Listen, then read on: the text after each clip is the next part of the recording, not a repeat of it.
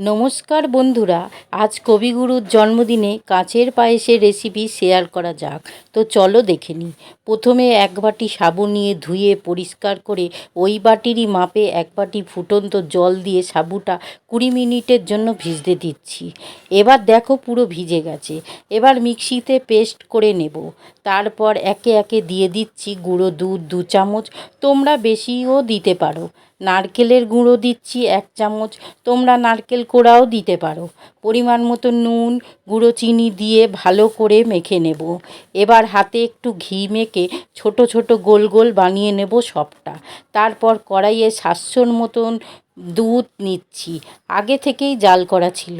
এবার দুধ ফুটে উঠলে সাবুর বলসগুলো একে একে দুধে ছেড়ে দেব। একটু নেড়ে থেতো করা এলাচ আর পরিমাণ মতো নুন আর ওই বাটিরই হাফ বাটি চিনি দিয়ে ভালো করে ফুটিয়ে তারপর নেড়ে নামিয়ে নিতে হবে।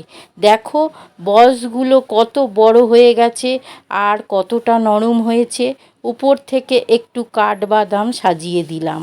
আমাদের কাঁচের পায়েস রেডি। ভিডিওটি ভালো লাগলে লাইক, শেয়ার, সাবস্ক্রাইব করে পাশে থেকো বন্ধুরা।